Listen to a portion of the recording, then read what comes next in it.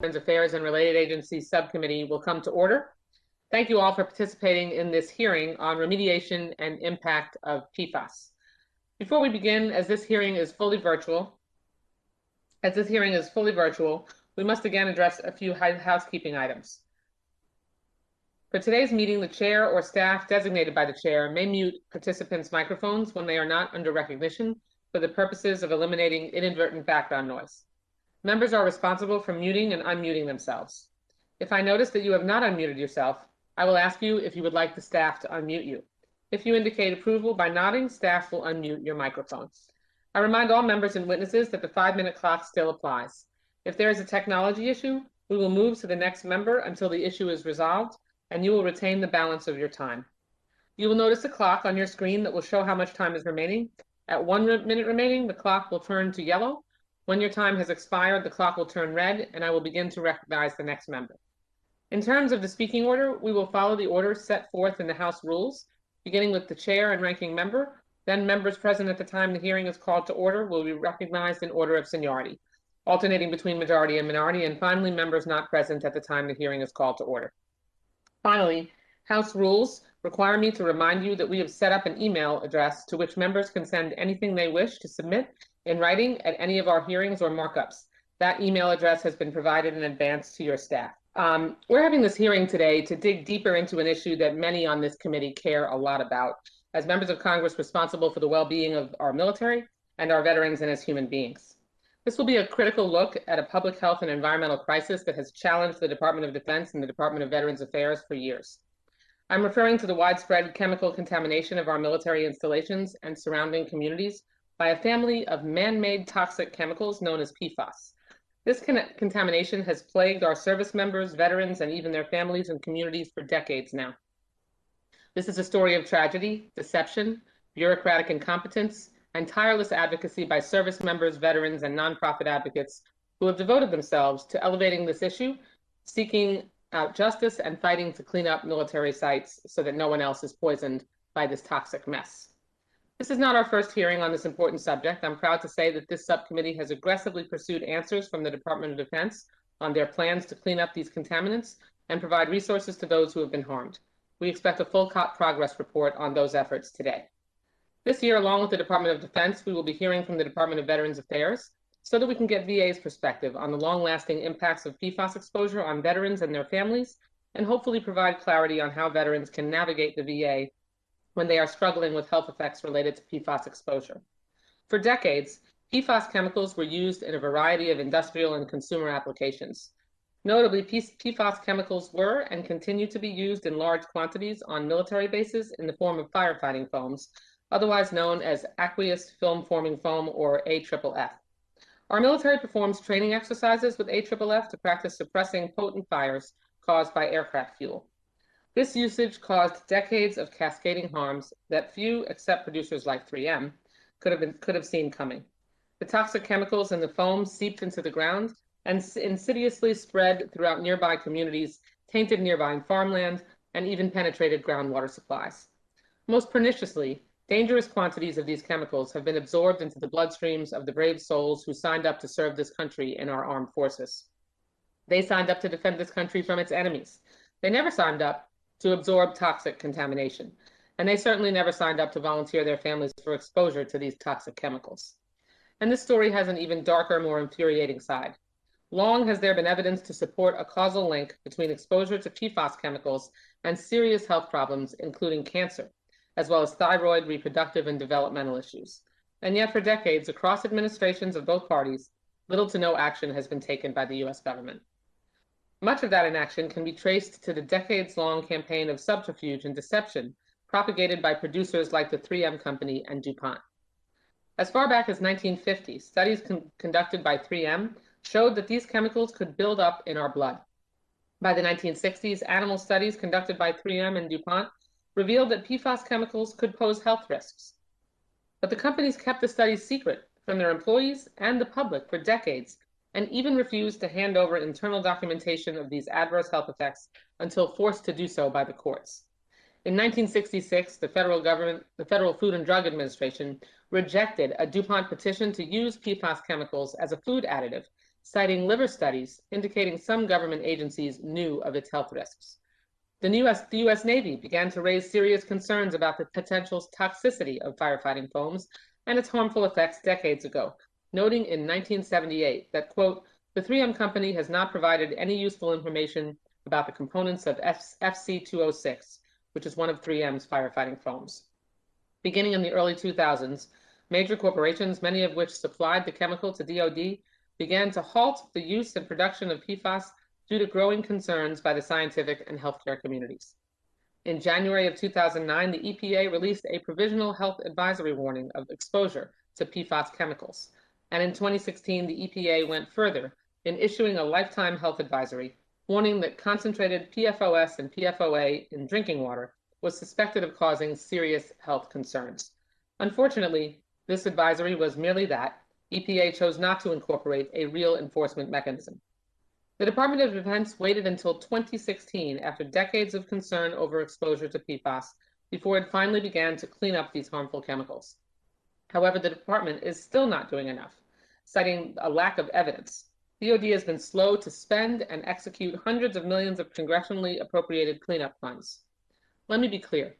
There is solid scientific evidence that PFAS exposure is harmful to human health and the environment. The EPA states on its website, quote, there is evidence that exposure to PFAS can lead to adverse health outcomes in humans. PFAS stays in the human body for long periods of time. As a result, as people get exposed to PFAS from different sources over time, the level of PFAS in their bodies may increase to the point where they suffer from adverse health effects, unquote. HHS's Agency for Toxic Substances and Disease Registry released a draft toxicological profile of PFAS in 2018, after it was discovered that the Trump administration was delaying its release. The report included hundreds of pages of evidence that explained that the U.S. government had not taken this problem seriously enough, and that EPA's health advisory level was likely set far too high. As more and more evidence comes to light of the serious long-term side effects of PFAS, we need quick and efficient remediation and a thorough, comprehensive healthcare approach for our veterans and the communities who were exposed. It is past time that federal agencies start being honest with impacted communities, service members, veterans, and their families about the scope of the problem and explain the work needed to be done to address not only the cleanup of this toxin, but also the health and environmental reparations required. It's also long past time for these agencies to issue enforceable rules to stop the spread of this contamination. Even more, DoD needs to expedite the replacement of toxic AFFF on military installations where they are still in use today. This subcommittee is committed to doing our part in a larger whole-of-government approach to invest in these critical cleanup and healthcare efforts. I'm proud that the appropriations bill we passed last year provided an additional $100 million for PFAS identification, mitigation, and cleanup at closed military locations under our BRAC account. As a proud member of the bipartisan Congressional PFAS Task Force, I was also pleased to vote for the PFAS Action Act, a comprehensive approach to regulating PFAS chemicals, cleaning up contamination, and protecting public health. Today's witnesses will help tell the story of PFAS at our military bases and the impact it has had on the environment, surrounding communities, and those who served. Our first panel will feature Mr. Paul Cramer, Principal Deputy Assistant Secretary of Defense for Sustainment Installations at the Department of Defense. He is accompanied by Mr. Mark Carell, Deputy Assistant Secretary of Environment, Safety, and Infrastructure, and Dr. Terry Rausch, the Director of Medical Research and Development, also at the Department of Defense. Also, as part of our first panel, we will have Dr. Patricia Hastings, Chief Consultant of Post-Deployment Health Services, Veterans Health Administration at the Department of Veterans Affairs. These witnesses today will be able to give us a progress report on the ongoing efforts to clean up contamination, the ongoing research being conducted, and hopefully explain why these two departments are not doing more to respond to the crisis in an expeditious way. I am particularly interested in hearing how this new administration will approach PFAS differently and hopefully mark a clean break from the lackadaisical approach of the previous administration. Additionally, the Department of Veterans Affairs perspective is vital because our commitment to protecting service members does not end when they step off a base. We have a responsibility to our veterans to address the injuries and illnesses they suffered as a result of their military service, whether it's a blast injury from combat or repeated exposure to toxic firefighting foam. VA is uniquely positioned to track, study, and treat conditions that may have been caused by PFAS exposure, yet PFAS has not received the focus at VA that it deserves. The comprehensive research and clinical services that VA can provide through its environmental exposure programs could make it far easier for veterans and doctors to understand exposure-related health conditions, as well as prove a service connection, opening the door for veterans to receive many other benefits, VA benefits. I'm eager to discuss how we can better use the power of the VA to make a difference for many service members affected by PFAS exposure. Our second panel will feature two leaders in addressing PFAS contamination. Dr. Jamie DeWitt, an expert on PFAS contamination and an associate professor of the Department of Pharmacology and Toxicology at East Carolina University, and Ms. Erin Brockovich, an environmental activist, consumer advocate, and longtime champion of PFAS cleanup and public education on harmful contaminants. They will discuss the impacts of PFAS on individual health, as well as the surrounding communities and the environment at large, highlighting why action on the issue is so important. Thank you all for being here this afternoon, and we look forward to hearing your testimony.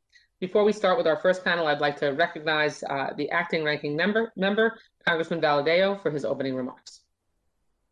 Good afternoon, and thank you for yielding to me, Madam Chair. As you know, I am filling in for Ranking Member Carter today. This committee plays just a small part in a larger discussion and debate about environmental management, regulation, and remediation at military installations. Our role is focused on funding the cleanup of former military bases, as well as providing oversight concerning these efforts and ensuring funds are spent efficiently and effectively. I am especially looking forward to hearing more about the Defense Department's current remediation efforts and upcoming plans and activities.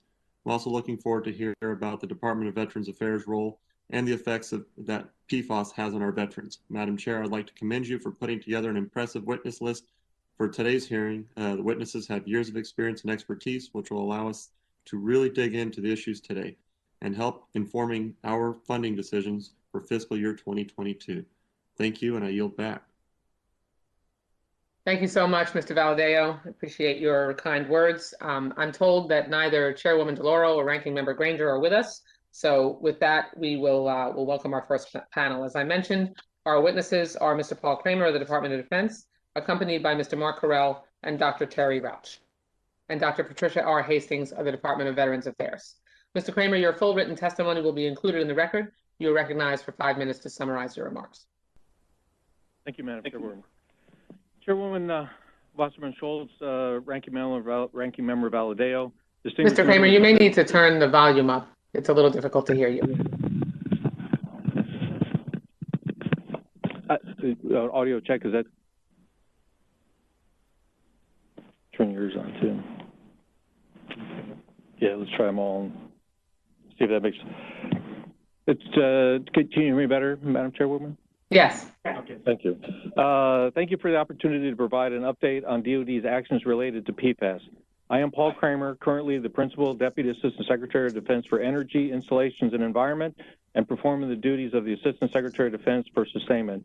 Joining me today are Mr. Mark Carell, the Deputy Assistant Secretary of the Air Force for Environment, Safety, and Infrastructure, and Dr. Terry Rauch, the Director of Medical Research in the Office of the Assistant Secretary of Defense for Health Affairs. DoD has a long track record of addressing PFAS issues, responsibly following the science and the direction of Congress. This record includes a list of accomplishments and strong interagency collaboration. The department has in place a well-structured and, thanks to Congress, a well-resourced DoD approach to address PFAS responsibly. This does not mean that there's not room for improvement, specifically in the areas of increased transparency regarding the progress of our work.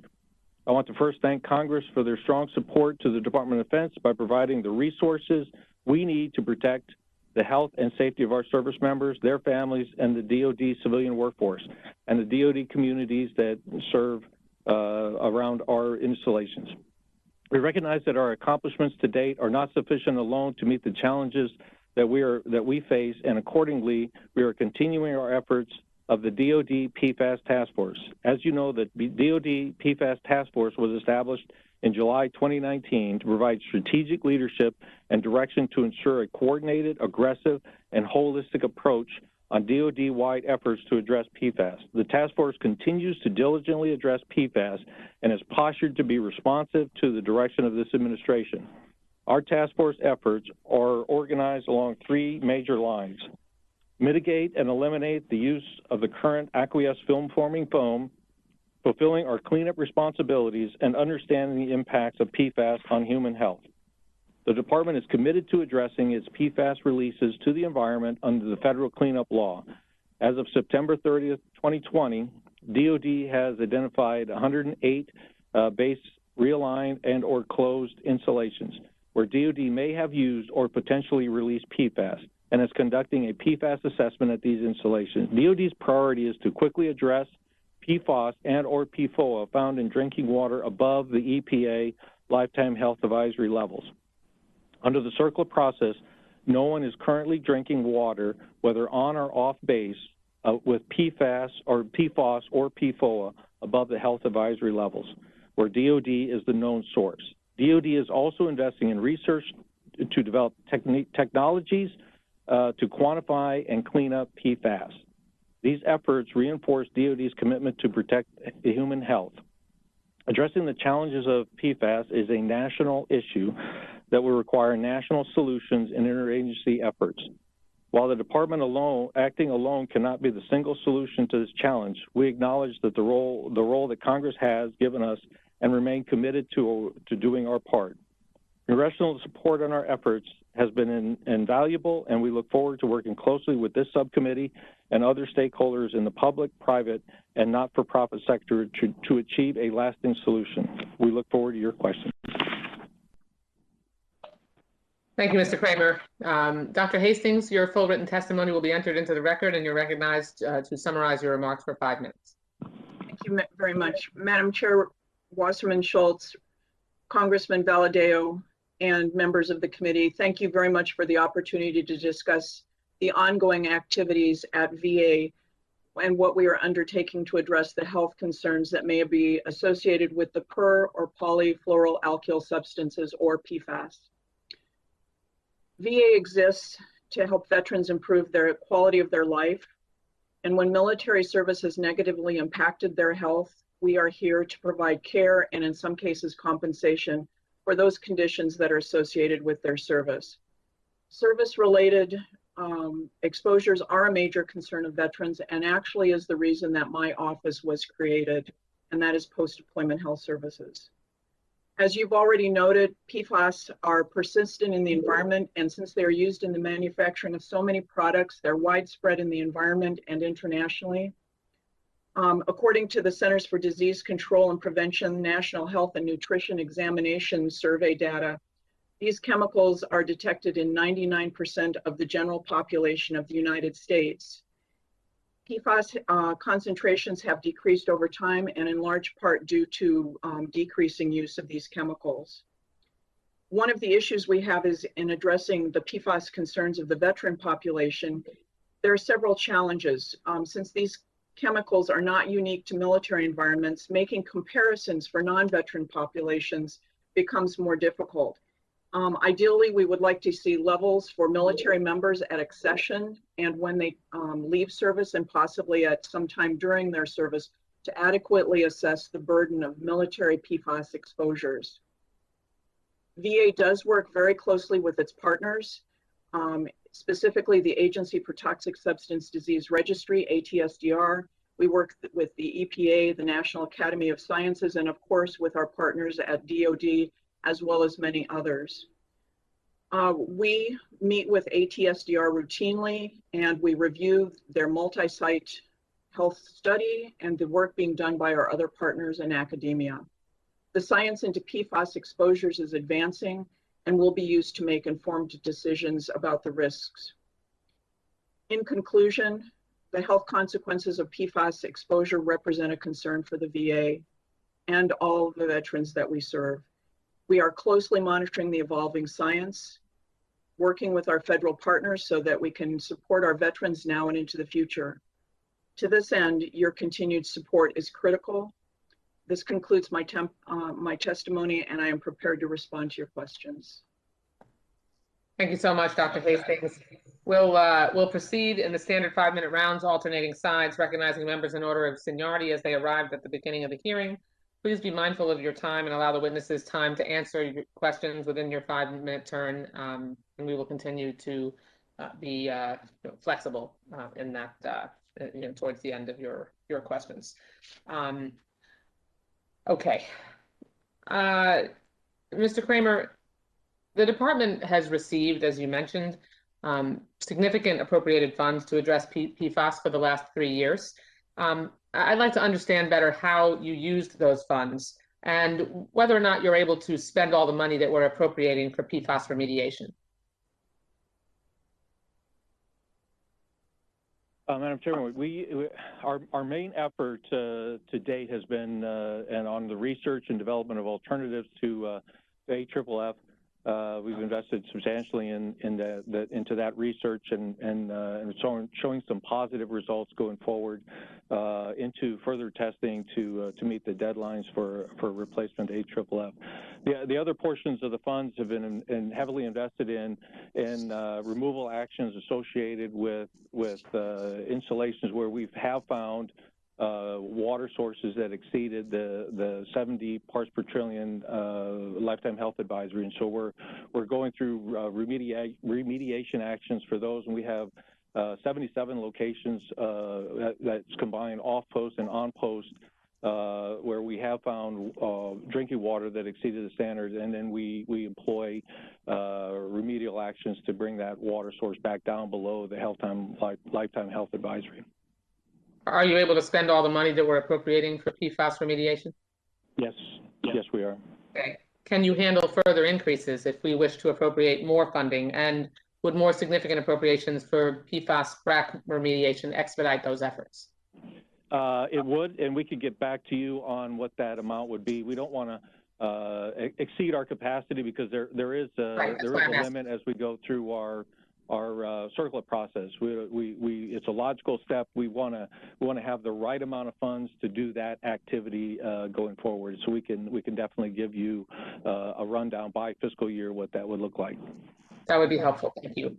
I'd like to ask Dr. Rausch and Dr. Hastings a question about the research that both DoD and VA are doing on the impact of PFAS exposure on service members and veterans. On your surrounding communities and the environment.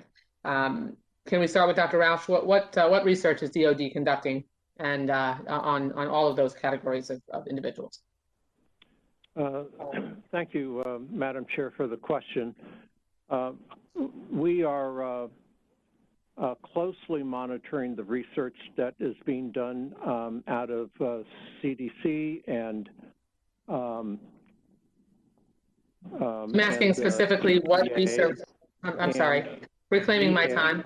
I'm sorry, reclaiming my time. I'm asking what research specifically is DoD conducting on the impact of PFAS exposure? On the health effects, we have 2 studies that are going on right now, which are focusing on cancer. And those are epidemiologic studies. One is using the serum repository, and the other is using another database that related to African American women. Are you focused on surrounding communities, on service members, on veterans, the environment? What are the focuses of those studies? Yeah. So one study that is being conducted by NCI is focused on looking at Air Force members using the DoD serum repository. And that is a focus on testicular cancer. And then the other, like I said, is on African American women that are not service members, but a part of the larger community in the area where they are, where that database is. That's around South Carolina.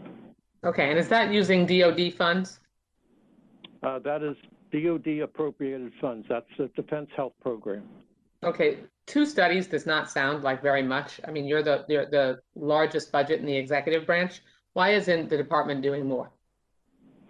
Our budget for medical research and development is pretty broad in scope, but our focus is really on combat casualty care, battlefield trauma, things that are within the jurisprudence of the DoD mission, and we would. I would think it would be the DoD mission not to sicken your active duty military. NIH and CDC.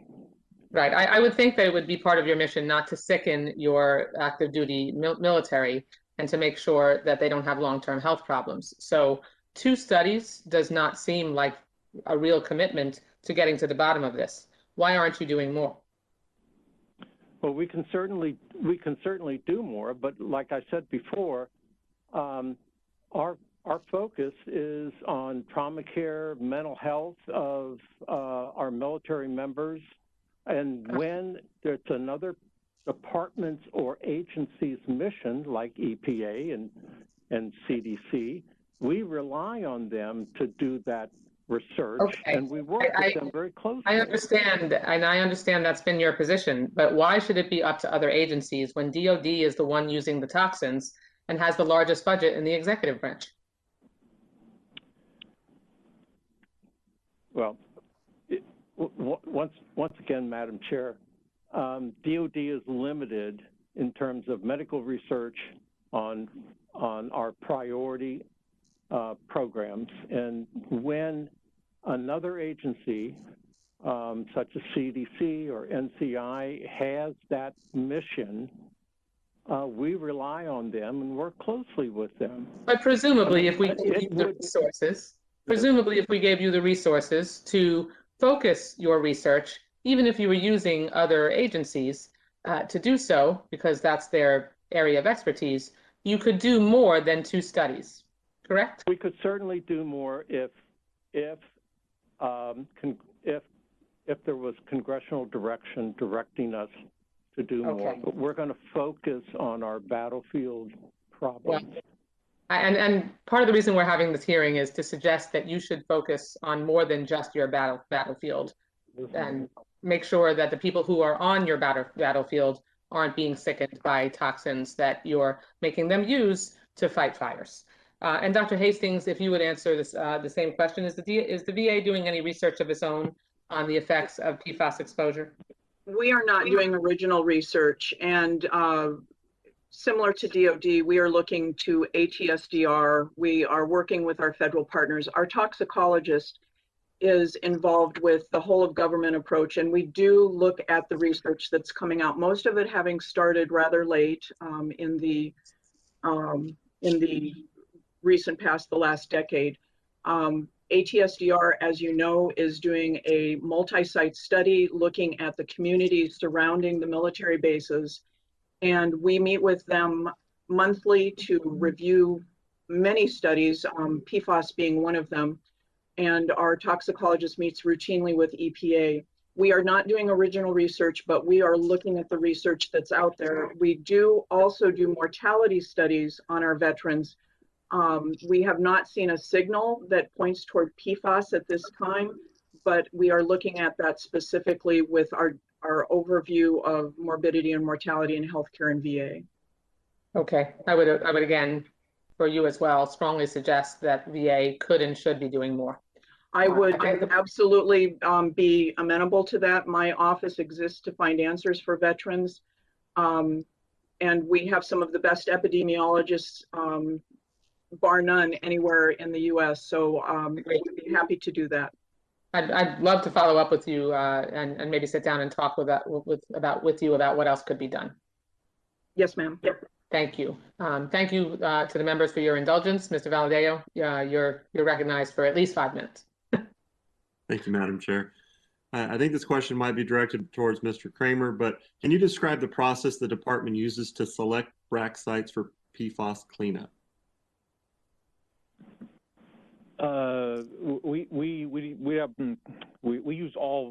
look to all BRAC sites. We don't select the BRAC sites, and so we did a review of all the closed bases, and I misspoke earlier. There's 114, so we're looking at 114 bases that were closed under a previous BRAC round, and then from the initial assessments, we'll go down to the next step within the circular process. So. And I assume of those bases, there are some that are priorities. Which sites of those are your greatest concern, and what needs to be done there? So we have. I don't know that we've got to the greatest concern. So we're treating them all as a risk base, and so we have 45 that are the PASI is underway. And out of those, we'll go to the next step that we'll take a deeper look at. And from there, based on the highest risk to human health, we'll prioritize that work as it comes out. As we sit here today, I don't know that we have a prioritized list of closed bract sites. So if I misunderstand, make sure I'm not misunderstanding you. You haven't even gotten to the point where you know where the greatest risks are at today? Well, we know there are some that have went further along than others. That we're taking, actions on, but yeah, as a whole, we're still not complete. We're still doing the initial assessments. How long does it take? I mean, would you even know this then? It almost sounds like I'm getting a little too far ahead of you, but how long does it typically take to clean up a known contamination site? Depends on the contaminant and the level of contamination. It could take upwards of 30 years. And based on the chemical, some of these are what we refer to euphemistically as pump and treat, which is a long-term process. So we want to go through the circular, each of the steps to identify the source, the level, so that we are targeting the cleanup to try to, shorten that period down. One of the real issues with PFAS, as we know, it's called a forever chemical because that bond is so strong, and so there's research going on now to try to figure out how to expedite the cleanup process for PFAS. What other contaminants, environmental contaminants, is the DoD concerned with as of right now? I'm sorry, sir, can you say that again? I assume there are environmental contaminants that DoD is concerned with at the same time. Can you name some of those? I'm sorry, sir. Yeah, you're Other contaminants that we are concerned about.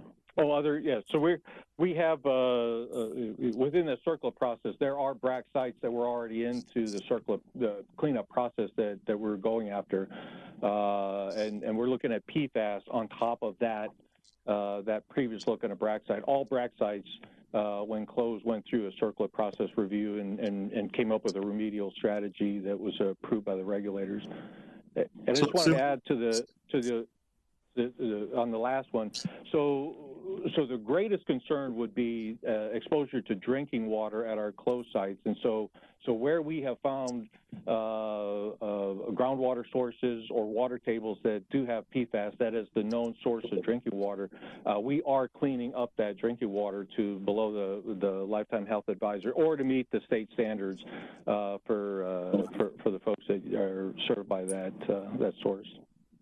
Okay, so you mentioned this a little bit, but just to follow up, currently it seems pump and treat is the only method the DoD is using to treat PFAS contaminated water.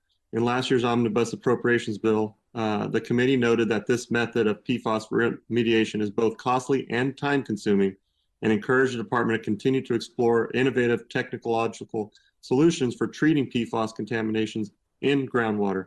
What steps has the department taken to seek out alternative PFAS treatment options that are effective, less expensive, and hopefully quicker? So that's a great question. We have over 100 studies that are ongoing, and some of those look at the alternate treatment methods that have went through from a concept stage to a bench test stage to more of a larger scale laboratory test. And so as we work through that process, we're going to attempt to find an alternative to pump and treat. So we are funding academia, private industry to do some of the research in that area to find an alternate to pump and treat. I'll be glad to sit down. We have there's over 100 different studies that you guys help us fund through our sort of ESTCP research programs that are paying some dividends, but it's still in the bench test stage, if you will. Okay, and if the chair will indulge me just to follow up just a little bit over. Thank you. Yes, of course. Appreciate that. Thank you. So the waste produced from pump and treat in the form of PFAS saturated filters is hard to dispose of in a way that does not potentially lead to further environmental contamination. Can you elaborate more on your disposal methods and how DoD is ensuring that once PFAS contaminants are removed, they are not released back into the environment? So it's a great question. We follow the disposal guidance that exists through EPA or state standards, and so So when we collect a media that has PFAS contained in it, such as a GAC filter, that we will process that in accordance with the permit that is given to whether it's the Department of Defense runs that wastewater treatment plant, or our private partners or the city. And so those medias then are disposed of in a regulated, permitted landfill in accordance with those standards. And EPA does have a guidance out. They had it out for comment. We provide comments, and we're waiting for the disposal guidance to further get codified. All right, thank you. And Madam Chair, I yield back. Thank you. The gentleman yields back. Thank you, Mr. Valadeo. Mr. Case, you are recognized for 5 minutes for your questions. Thank you very much, Madam Chair. Mr. Cramer, I have a specific situation here in Hawaii, which is a great concern for Hawaii, but may well be a broader concern across the country.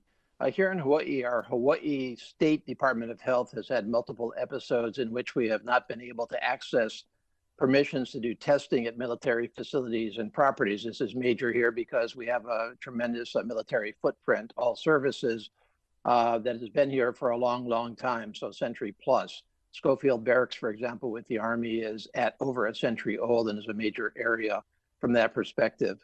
Our Hawaii Department of Health has a current grant from the Environmental Protection Agency to do a study of PFAS in wastewater biosolids from wastewater treatment plants and landfill leachate across our state. It's a statewide project. Our plans are to sample 6 landfills and 8 wastewater treatment plants, as well as soils where wastewater treatment plant biosolids are composted or used as a soil amendment. This is critical for us because our water supply is artesian, comes from aquifers, and the aquifers don't much care about where the leaching water comes from. And as a matter of fact, it comes from military installations as well as non-military installations. So our Department of Health is in the process of making plans for sampling and analysis, but has run into roadblocks from the Army and the Navy about allowing sampling at their facilities. My understanding is that the Army has straight out said no sampling of the water at the Schofield Barracks wastewater treatment plant. And as to the Navy, there's been a long negotiation with NAVFAC Hawaii about whether we can similarly do the same thing with the Navy's wastewater treatment plant. Obviously, that's of great concern to me. And so I'm asking, number one, do you have any specific information on why the military commanders on site in Hawaii would not allow our State Department of Health to look statewide and on a broad basis or for PFAS concerns? And then secondarily, on the broader level, what exactly is the Department of Defense's policy and instructions to base commanders to allow state and county governments to sample on base or base facilities or for PFAS that might be not only a problem for the bases themselves, but for the broader community? Congressman, those are great questions and require a very detailed answer between the services. And I'll be glad to work with you and your staff to come up with an answer that is specific to the question about each of the military departments. On a broad scale, wastewater treatment plants are permitted facilities by the state, and so there's some responsivity on behalf of the military departments to the regulators in that, and I'll be glad to have the military departments, myself, and your staff sit down and we can go through in detail exactly what the concerns are at the local level. Over. Are you aware of any specific instructions from the Department of Defense to base commanders throughout the country, either specifying that they should cooperate fully with state and county governments in terms of PFAS-related identification concerns, or the contrary, that they should be very careful to do that or have to check back with home base before they do that? Are you aware of that on a national level? Do you have a policy? We have issued no policy to either side where it says you you shouldn't speak with locals, or you should. It's a matter of routine that we are transparent with the local communities, and if need be, we'll issue some guidance back out to ensure that they are transparent with the regulators. But we have issued no DOD guidance that would suggest that we as the Department of Defense are not going to talk to state regulators about facilities. Over. And I would thank you very much for that. First of all, I think that's the exactly right thing to do under the circumstances. But I would also add that I would not want that policy or instruction or guidance to be limited to state-regulated wastewater treatment plants. There could well be activities on bases of great concern beyond the bases themselves to state and local health officials that are not regulated in any way, shape, or form by the state and county government. So I wouldn't want that to be, relying upon a condition that it's a state-regulated operation that you have to be transparent on. I think that's across the board. Would you agree with that? Yes, sir, I would. Yeah, we've got to take a holistic look at those potential sites for release and then make sure we take appropriate action with that. Okay, I appreciate that very much and would love to follow up with you as to the Hawaii specific situation. But like I said, this may well need clarification across the country. Thank you. Thank you. Mr. Case yields back. Now I'd like to recognize Mr. Rutherford for his 5 minutes of questions. Thank you, Madam Chair, and thank you to the panel members. I really appreciate all of you being here. I have 3 major military installations in my district. Well, two basically now. One is already gone through BRAC and gone back to the city, and so I guess Mr. Cramer, let me start with this. The Naval Air Station Jacksonville had PFAS testing on November 9th. They sent a letter out December 7th of 20 saying that they had tested and there was no PFAS contaminants located. But I know there's also a policy that DOD had implemented. They were going to do testing every 3 years, I believe. Can you tell me how the rollout of that is going through all of the DOD installations after what we've had, I guess, 1 year? So we did initial testing on all installations, and then there was a follow-on policy that went out and said that we would periodically test, and it's by the military departments. We, as the Department of Defense, are not mandating a list of 1 to N list of installations by year. But instructions issued to the military departments was that it's not a one-time test all the water, which is where we identified the first 20 plus sites, and then it increased a few of those that had drinking water sources that exceeded PFAS, and we were then providing the treatment. We realized that as was mentioned earlier, groundwater moves, and then so in the aquifers, they're not indiscriminate. And so we did issue follow-on guidance that said, periodically go back in and retest. And it's the greatest concern places you're going to have to do more frequently than not, where there's a higher concentration of PFAS that had been used. Okay, and at the BRAC facilities that I think Cecil Field, NAS, Naval Air Station Cecil Field in Jacksonville went back in the first round of BRAC, I believe, back in 90, 91, something like that. Are they doing PFAS testing at those sites as well? And because I didn't get a similar letter from anybody about Cecil Field like I did NAS Jax. He's just talking about a public notice? He's talking about fully transferred land, probably. I don't know. Right, it's fully transferred land. It's gone back through BRAC. It's back Yeah, to so we are testing, and I was just what I was asking the staff here is the letter you're referring to. It was a public notice letter that was issued. Yes, this was basically a letter from the commanding officer at NAS Jacks to, well, actually it's to all their building occupants, and I got a copy of it. It says, you know, our testing's done, no PFAS located. But that's at NAS Jacks main side. I'm wondering about the BRAC facility that is now, that property's been transferred back. Are you looking at that, or does the city need to go out and do that testing? No, as I mentioned earlier, we're doing the testing of those groundwater sources. We're out testing the wells, and you know, because they're a closed installation, there's no real assigned garrison installation commander for that letter. So I was asking it, so we can make sure that those the results that we have are made available to you, Congressman. Thank you. I'd love to know about that. And finally, let me ask this really quickly. I know my time is running out. I want to go back to something the chairwoman was asking you about earlier about the funding that's been appropriated, your ability to expend those funds, and whether you can expend more. I want to follow up on that and ask also, is there a list, or can you give us an idea of what you've been able to accomplish with those funds that you've already had? What facilities have been cleaned up? Exactly how was the money spent, and what are the successes that we're seeing? Congressman, that's a great question, and we will.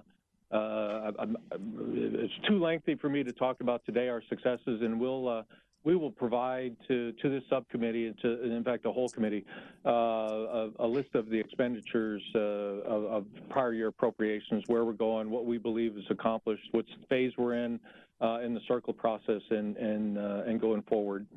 And we're glad to do that. Okay, thank you very much. Madam Chair, I see my time has run out. I yield back.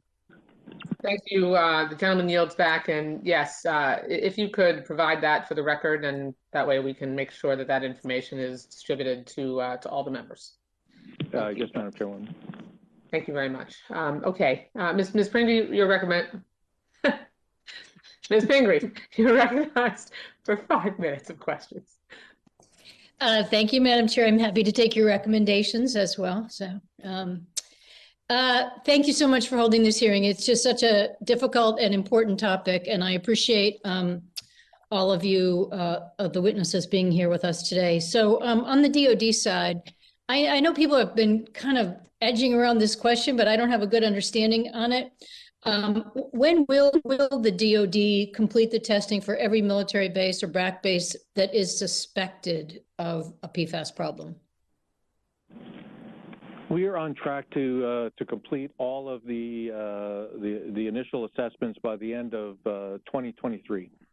We had some slight delay with the pandemic access, getting folks out there. So originally we thought we would get done 22, but we'll be 2023. We'll complete all of the initial assessments and then move on. But as I mentioned earlier, we have tested drinking water sources, which are our utmost concern. And so while we're continuing to do the assessment of all locations, we have taken actions to remove PFAS in all places where we found that the PFAS exceeded the lifetime health advisory. So just so I understand that, I mean, we do have bases. I'm from Maine, so we have BRAC bases that did have air installations, Loring Air Force Base, Brunswick Naval Air Station. So should I assume from that you have yet to test those, or I mean, how do you know if there's a drinking water problem if you haven't tested there, I guess? And 2023 seems like a long time for a health hazard.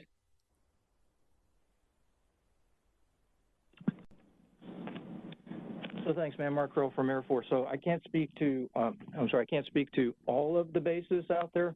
What I can say is that at our BRAC locations today, we have 39 BRAC locations in the Air Force, and I'm happy to get with you later on which ones those are, where we've done preliminary assessments and determined where we need to go and moved into site inspection. Of those, 29 will move to remedial investigation. So what Mr. Cramer was speaking to a minute ago is that by 2023, the site inspections will be complete. So we'll have the first two pieces of CERCLA done. Then we move into remedial investigation, or actually are moving into remedial investigation, which is where we define the scope and constituents of the plume. We'll have all of our remedial investigations awarded for the Air Force, at least, by FY25, but I'm happy to get with you later to discuss specific installation. Okay, well, we'll follow up about those to see if you, what you've looked at so far. So given the fact that you don't know yet exactly how many there will be, but sort of based on the percentage of ones that you've investigated that do have problems, do you have any ballpark figure about what the long-term cost is going to be? So we have an estimate, and I think it's somewhere in the neighborhood. Just to do the cleanup is probably going to end somewhere between $2 billion, $3 billion-ish as we go along. And until we know what the magnitude of the cleanup is going to be, the procedures that we're going to use, and then how many of those locations over the next 5 to 7 year time frame, it's really hard to pin that down until we get further down in the CERCLA process to get that finite granularity over.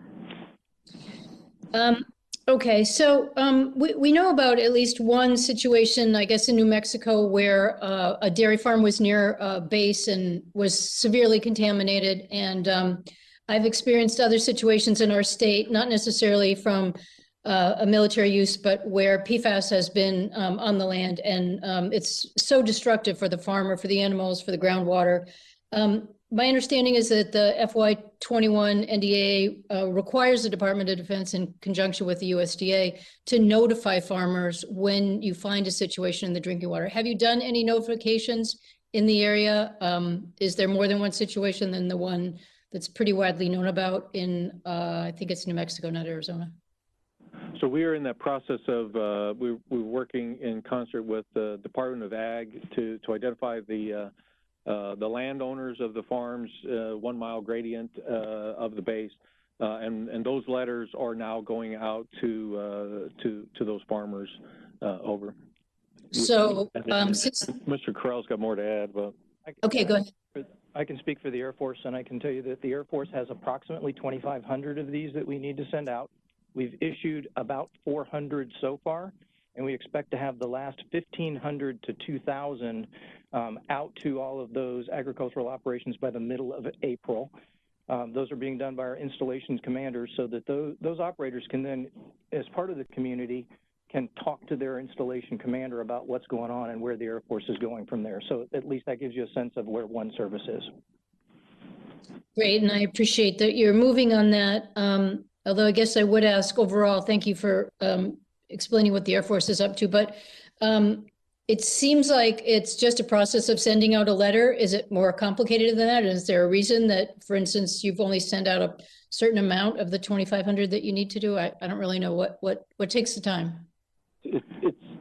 Go ahead. I can speak for the Air Force. So this is a difficult task to identify what's an agricultural operation. We went to the Department of Agriculture. We got a very substantial list of potential agricultural operations.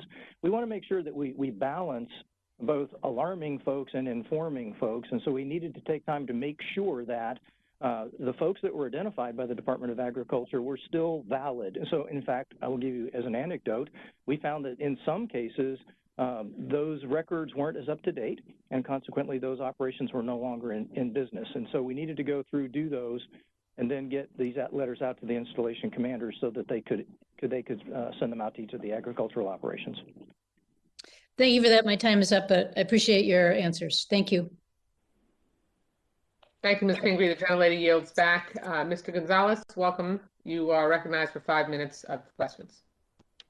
Thank you, Madam Chair. Today I'm doing this hearing from Brooks Army Medical Center in San Antonio. I previously had done a hearing from Laughlin Air Force Base, and my question to you, Mr. Cramer, is on Laughlin. So Laughlin Air Force Base is the largest Air Force training base in the country. In 2018, it was found that the base had elevated PFAS levels in the groundwater. What steps has DoD taken to notify the active duty members and their families stationed there?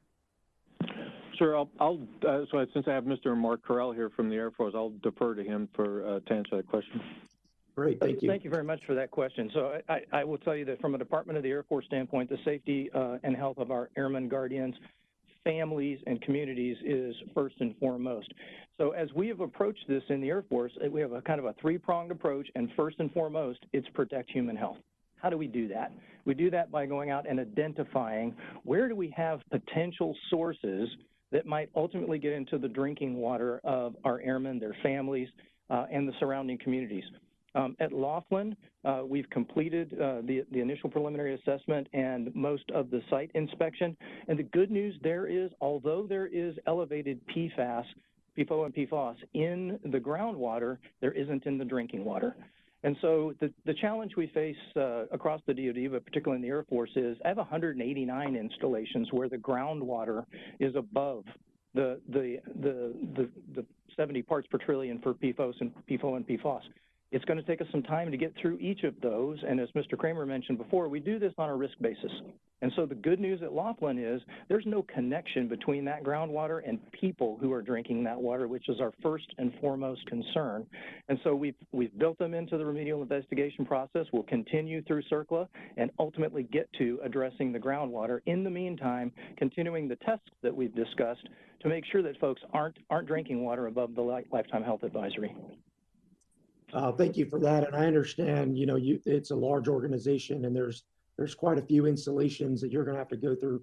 Is there a timetable or an estimate timetable of when Laughlin will be addressed?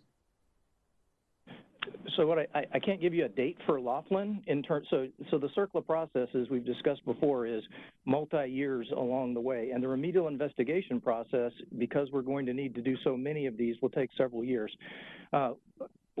So we don't have a list that says here's where each base falls just yet. What I can tell you is that we're going to do about 10 per year between now and FY27 to get through the remedial investigation phase of this or get those contracts awarded. What I will do is go back to the Air Force Civil Engineer Center and see if they do have, when we think we can give you an answer to that. Thank you, sir. I appreciate that. But Congressman, if I might just interject, Please. yeah. So the key point there is that as Mr. Carell said, is the drinking water. It does not have an exceedance of PFAS in it, and that's the important one. And we can put it just like any BRAC closed installation. There's land use controls you can put on, and so our real focus now is human health, and that's to get the drinking water down below if there's an MCL or the lifetime health advisory. Over. Great. Thank you for that. Along the same lines, Mr. Cramer, in your testimony, you stated we need a nationwide solution for the PFAS disposal and treatment. How can this committee in particularly help through the military construction appropriations process? So I think the next action is on EPA. They put out for public comment their disposal guidance, got a lot of comments back as I understand, and they're now reviewing those comments, and then they'll put the document back out based on the disposal methods that will be acceptable. Then we would have to come back to the committee because they range anywhere from no incineration to some incineration, and so we got to, once we understand what the approved disposal methods are, we really can't put a ballpark number on or advise the subcommittee on our next steps. Over. Okay, thank you for that. I yield back, Madam Chair. Thank you, Mr. Gonzalez. The gentleman yields back. We are now going to begin a second round of questions for the first panel. We'll reduce the question time to 3 minutes, and I know a number of members do have a question for the second round. My own first question for the second round is that, Mr. Cramer, the last major progress report from the PFAS task force was in March of 2020. And it's been nearly a year since we've received a substantive update. Can you tell us what the task force has been doing during that time, and when can we expect another official progress report? So the activities of the task force over the last year have mainly been codifying standard policies and practices that we wanted to put out across the entire Department of Defense. Because one of the things that early on that Dr. Esper realized when he established the task force, we were inconsistent application across the entire DoD. So most of the PFAS task force in the last year was really focused on that, funding the initial PASIs, those sites, you know, the getting started on all of those activities as we go down to the circular process. But we do owe an update. I realize that too as preparation for this hearing, that it was over a year, and in fact talked to the staff earlier today about providing that update, and we'll get that to you shortly. What's the definition of shortly? A month? 6 weeks? Yes, let's commit to 30 days. Okay, thank you. Dr. Hastings, what specifically do you need from other agencies, whether that's EPA, CDC, or DoD, to help you make the connection between these health conditions and PFAS exposure? And also, PFAS is one of many types of toxic exposures that veterans suffer during their military service that can lead to serious health conditions. But VA seems to make it very difficult for veterans to prove those health conditions are linked to military service. So if you can also answer, how does your post-deployment health team work to improve how toxic exposures like PFAS are evaluated by the VA? As far as what we need, ma'am, I would like to take that for the record and give you a very thoughtful, considered approach to that. We have a very good relationship with DoD. In fact, when I first left military service, I served 33 years in the Army. I came to VA to continue serving. And the first thing that we did when I came here in 2017 was I was on the Deployment Health Working Group, and we were talking about PFAS at that time when it had just been designated as a hazardous substance. We talk about that routinely at the Deployment Health Working Group. We look at the things that we need. We, as I said, have the toxicologist who works with our federal partners and academia. We monitor health-related issues, morbidity and mortality, and healthcare utilization. So I would like to give you a thoughtful, considered approach to that, and would like to take that for the record. As far as what we do for veterans to make them understand this, we have training that we have done for our providers, and this would be our PAs, docs, nurses that are taking care of these veterans.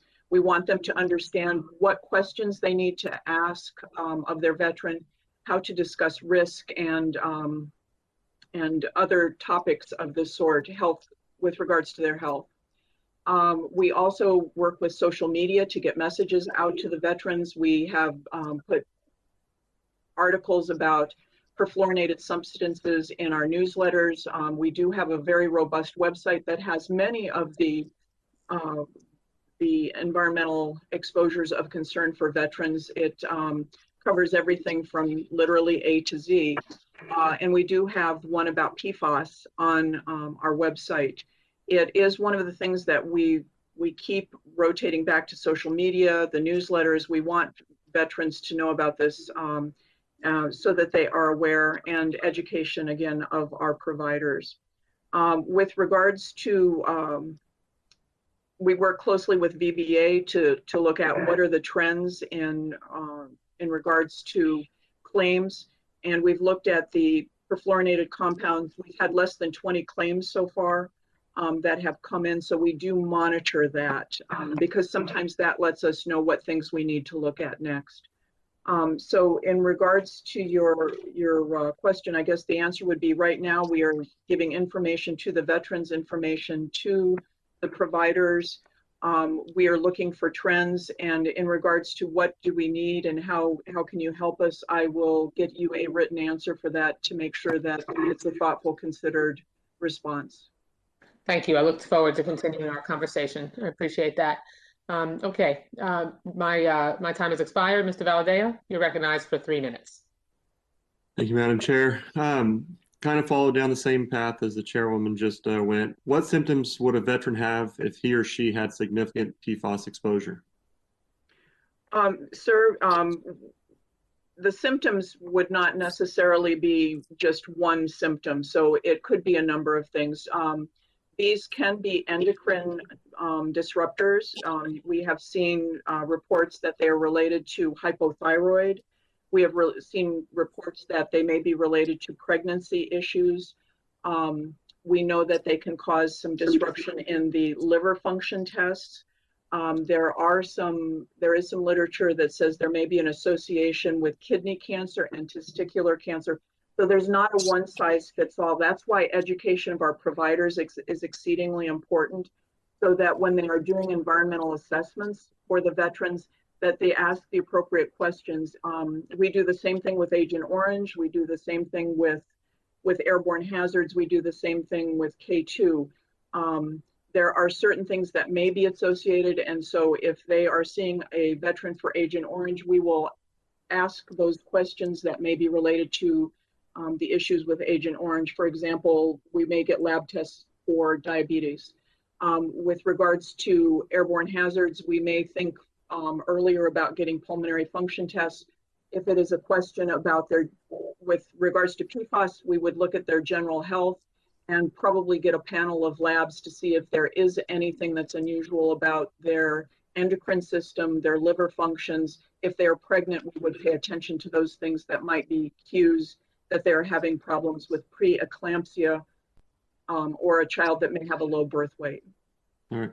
So does the VA provide additional health monitoring to the service members and families who drink and use water in the area in and around bases that are suspected or known to be contaminated with PFAS? We are not doing any special monitoring. We are working with ATSDR, and they are doing the studies right now to look at those communities surrounding bases that have been contaminated. How is the DoD treating state PFAS drinking water standards, and what happens when those conflict with or differ from federal PFAS advisories and recommendations?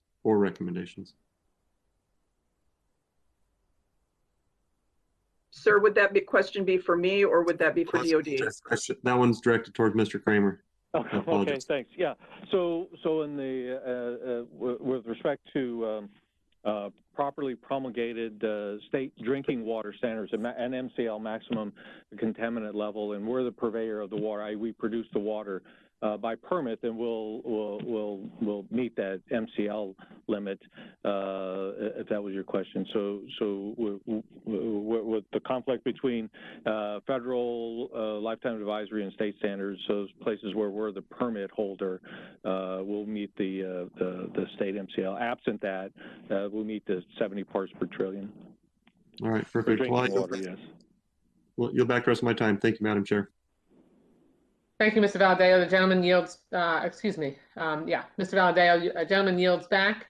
And Ms. Pingree, you are recognized for 5 minutes. Thank you, Madam Chair. Okay. 3 minutes. I'm on it. Thank you. Back to the DoD. The NDAA, the FY 21 NDOA, requires the DoD to stop procuring cookware, cooking utensils, upholstered furniture, and carpets made with PFAS and PFAS. Have you stopped procuring those items? Do you plan to extend it to any other items that contain PFAS? Where are you with that? So I'll take that for the record. It'll come out of our acquisition folks. They'll issue those guidance to the acquisition types, those that DLA type that procure goods and services for us. And over. Got it. So back to one of the things Mr. Valadeo said. I don't completely understand on this question around the state drinking water standard. What does that mean when you say if we are the permit holder? If a department, one of the military departments in the Department of Defense is the purveyor, producer of that clean drinking water that we have to meet the clean drinking water standards or the state standards. If we're not the purveyor, the producer of that clean drinking water, then we rely on others to meet those standards.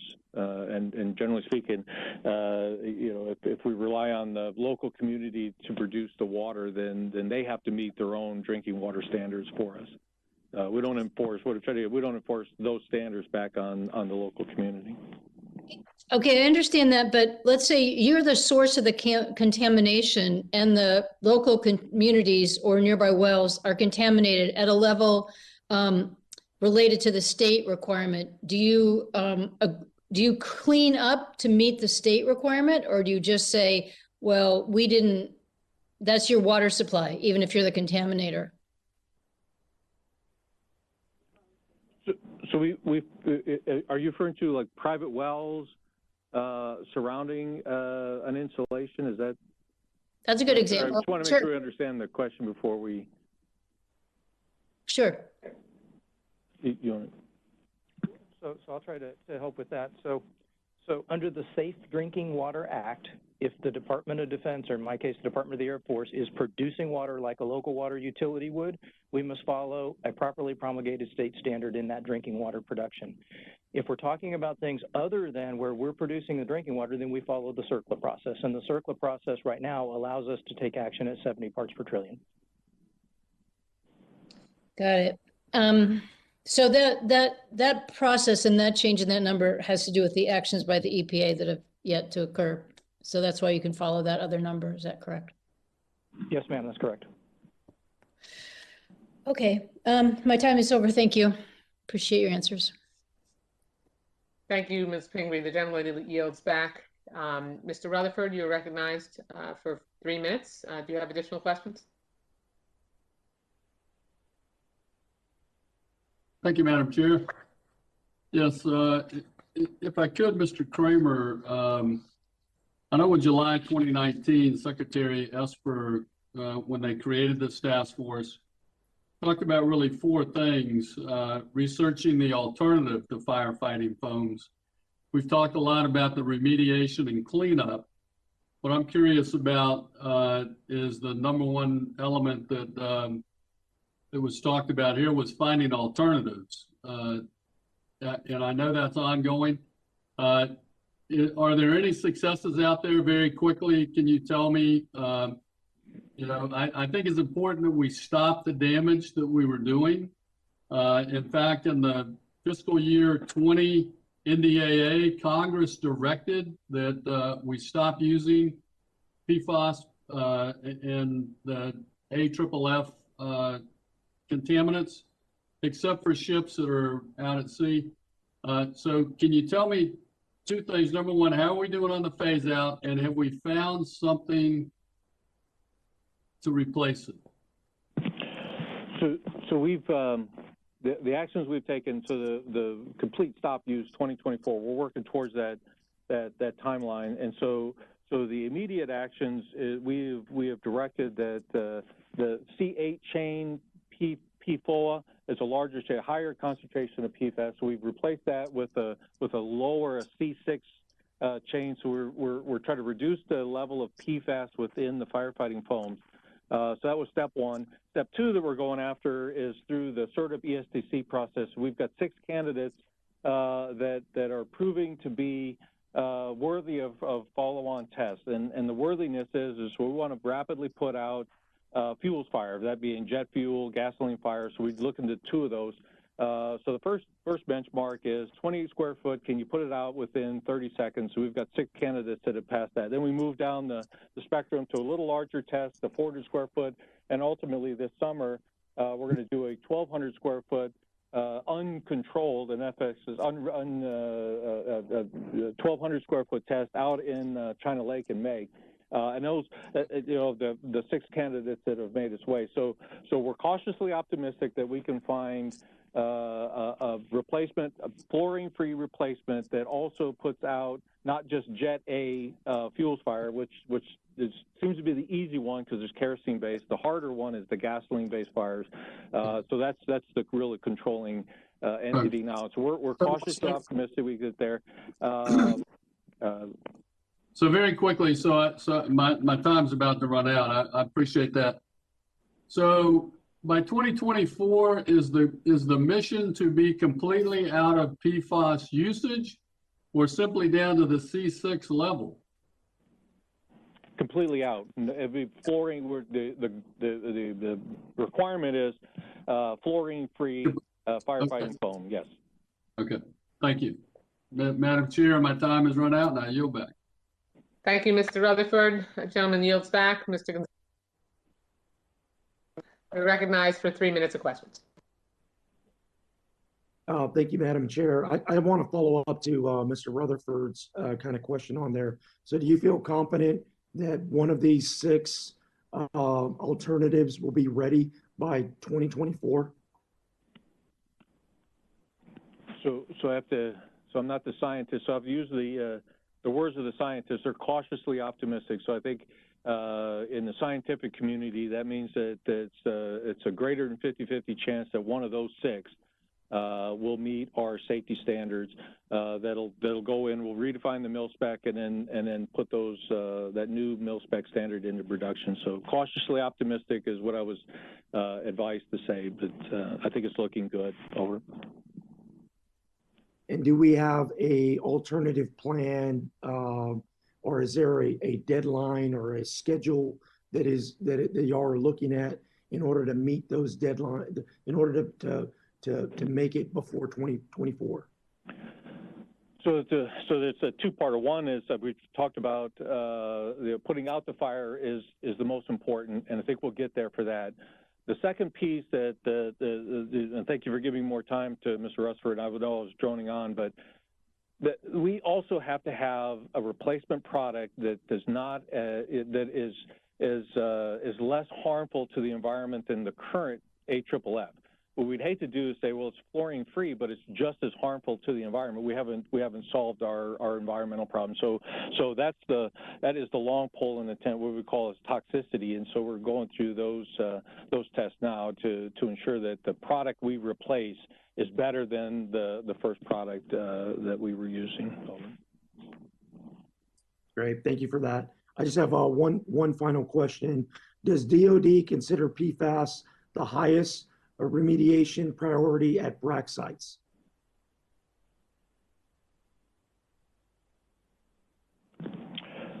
Well, until we've completely analyzed, all of the BRAC sites to determine, we have some BRAC sites that have some really harmful known carcinogens that I don't know that PFAS will surpass that, and those are the ones that we're taking care of now through the CERCLA process at all our closed BRAC sites. Thank you, Madam Chair. I yield back the balance of my time. Thank you, Mr. Gonzalez. The gentleman yields back. I want to thank all of you for appearing before the committee today. We appreciate you providing us with an update on PFAS remediation and cleanup, as well as the steps being taken to address veteran health impact by exposure. Dr. Hastings, I look forward to continuing our discussions and diving more deeply into the work that we could be and should be doing. And to the Department of Defense officials, I just want to make it clear that while this committee's funding is only currently responsible for providing cleanup costs for closed military installations, we also are responsible for the health and well-being of our nation's veterans. And so if they become sick as a result of their service when they are in active duty, it is our responsibility to make sure that we can take care of them when they become veterans. And so as a result, we're going to continue to have hearings like this one to be able to make sure that we can ask you questions, because ultimately you affect our bottom line if you are not making sure that our active duty military don't become sick from exposure to PFAS foams and other toxic substances. So just consider yourselves put on notice to that fact. Thank you very much. Just want to assure we're rowing together towards that objective here in the department. I'm really glad to hear that. Thank you. We'll now welcome our second panel. Our witnesses include Dr. Jamie DeWitt, Associate Professor, Department of Pharmacology and Toxicology, Brody School of Medicine at East Carolina University, and Ms. Erin Brockovich, an environmental activist, consumer advocate, and president of Brockovich Research and Consulting. Dr. DeWitt, your full written testimony will be included in the record, and you are recognized for 5 minutes to summarize your testimony. Thank you. And distinguished members of the subcommittee, thank you for this opportunity to testify on contamination and impact of PFAS. In my position here at the Brody School of Medicine at East Carolina University in Greenville, North Carolina, I study the toxicological effects of PFAS and how they affect the immune system. We are all probably thinking a lot more about our own immune systems right now because of the COVID pandemic. We also now know that one undesirable health effect of PFAS exposure is a suppressed immune system. This means an increased risk of a reduced response to vaccines, as well as an increased risk to infections. One member of the military community affiliated with Pease Air Force Base recently wrote that the global pandemic is scary for everyone, and it's even scarier knowing that your family has been exposed to chemicals that may hurt the immune system when it's needed most. This is one person among many who's worried about her health, the health of her family, the health of her community from their PFAS exposures, and who lives in a PFAS polluted community in proximity to a military base where AFFFs were used and where PFAS now contaminate sources of drinking water. Exposure to PFAS through drinking water and other sources is known to be linked to a variety of undesirable health effects in people, in addition to effects on the immune system, as you've heard. These include effects that often present as chronic diseases and include the liver, the cardiovascular system, the endocrine system, the reproductive system, and effects on development. Some populations, as you've heard, have also seen increases in kinds of cancer. A recent report indicated that over 700 military sites may be contaminated with PFAS from AFFF uses. These DoD facilities have some of the highest PFAS contamination and detections, and they're likely due to repeated AFFF use in training to those legacy PFAS. As you've heard, it's not easy to clean PFAS out of drinking water. This is partly due to the persistence of PFAS. The vast majority of these nearly 10,000 individual chemicals are so resistant to breakdown that they're sometimes referred to as forever chemicals. As discussed on the first panel, filtration, capture, and transport of PFAS to another location become a problem for someone else. And this isn't really a cost-effective or environmentally sound way to dispose of PFAS. And those who pay are usually taxpayers in one way or another. A major increase in cleanup funding for DoD so that they can quickly clean up some of the most contaminated sites is one part of the solution. Confirming the presence of PFAS across all DoD facilities also would be instrumental in facilitating and prioritizing cleanup efforts for some of these most contaminated sites. I'd like to remind you a little bit of the culture of denial surrounding the toxicity of PFAS. A few years ago, I talked to a civilian firefighter at a US military base. He had this conflicting information about health risk of PFAS, so he called me up. His base safety officer said that PFAS were really no worse for his health than bubble bath. This contradicted information he'd seen about undesirable health effects being found for PFAS. He wondered if he should be worried about himself and his fellow firefighters. At this point, DoD had admitted to concerns about health and environmental effects of PFAS, but how was it possible for the safety officer not to have shared this information with this firefighter? I also have spoken to a former Air Force firefighter who'd also been told by his military leaders that AFFF was just as bad as soap and water, so nothing to worry about. These stories highlight that the DoD should have done and should do a better job of communicating health risks of PFAS to their service members. I also want to mention that turnout gear of fighter fires also contains PFAS, creating yet another PFAS exposure source to firefighters and another potential culture of denial. We've talked about the maximum contaminant levels established in states for individual PFAS. I'd like to emphasize that for PFOS, for example, these are based on potential harms to the immune system, and these are quite a bit lower than the now outdated and minimally protective 70 part per trillion health advisory that the US EPA has developed. I'm heartened to hear that the DoD is committed to cleaning up to these state level MCLs, but it really should be across all sites, regardless of who the purveyor of that water is, because all people in those areas deserve the right to drink water that is free from PFAS and that is clean to the level that is the most health protective and based on the most sound science that we have. I'm glad to hear that fluorine containing AFFFs are being phased out, and that the hope is for substitutes that aren't regrettable. This will prevent future contamination of our water sources, but we do need increased funding for DoD to clean up these hundreds of known and suspected PFAS contamination sites. We need to find a safe way of destroying PFAS. We shouldn't be burning them and spreading them out throughout communities. Veterans and taxpayers shouldn't have to carry the burden of PFAS exposure, and the cost of cleanup shouldn't really fall to taxpayers alone. Some solutions include cleaning up pollution from the use of legacy PFAS, phasing PFAS out of turnout gear, phasing all non-essential uses of PFAS for other industrial and consumer uses, and managing PFAS as a single class of chemicals. Thank you for inviting me to talk to you today, and I look forward to questions. Thank you so much, Dr. DeWitt. Ms. Brockovich, your full written testimony will be entered into the record, and you are recognized for 5 minutes to summarize your testimony. Thank you. Good afternoon, Honorable Chairman Wasserman Schultz and members of the House of Appropriations Subcommittee on Military Construction, Veterans Affairs, and related agencies. Thank you for having me. I am Erin Brockovich. I am a military mom. 2 of my children served in the United States Army, and my son served a tour in Afghanistan. All Americans who serve give the ultimate sacrifice to protect and defend our country. They shouldn't have to sacrifice their health years after their service is complete.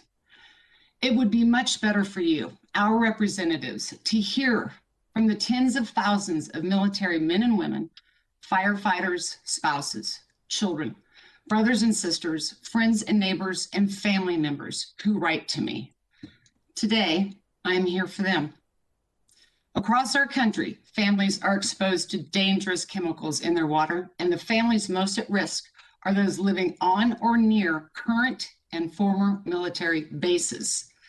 PFAS, or per- and polyfluoroalkyl substances, are a class of synthetic chemicals that are silently ubiquitous and persistent in the environment and are highly toxic.